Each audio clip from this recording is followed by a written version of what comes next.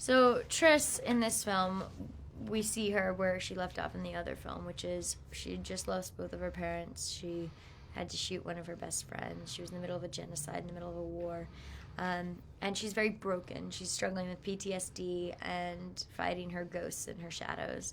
And through the film, she has an objective, which is to get at Janine and to eradicate Janine from their society. But in order to do so, she has to gain the support of certain allies in order to play out the mission at hand. And throughout the film, many different people try and influence her in dictating how she should go about performing this act.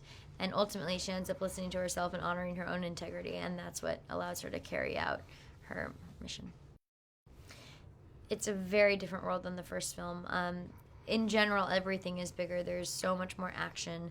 There's the set design is so much richer. The sets are bigger. There's more characters that are introduced.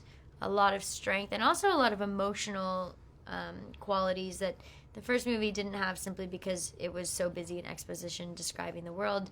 This movie really had the time to dive deep into the emotionality behind the characters and where they're coming from.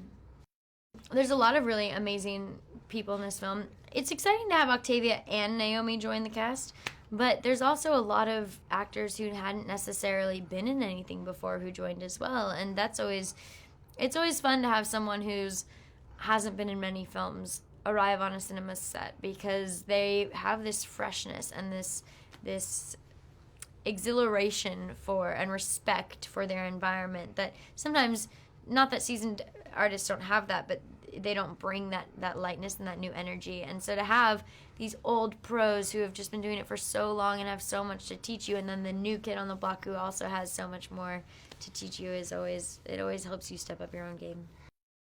There's a scene where Triss is chasing a burning house with her mother in it, and every single action step that was involved with that was really fun. There was a lot of parkour sequences, a lot of running and jumping. All the simulations will be really enticing in 3D or RealD and whatnot, because there's a lot of shattering of glass. There's a lot of larger-than-life scenarios that aren't necessarily realistic, but because Triss is in a simulation, she's able to perform these particular duties.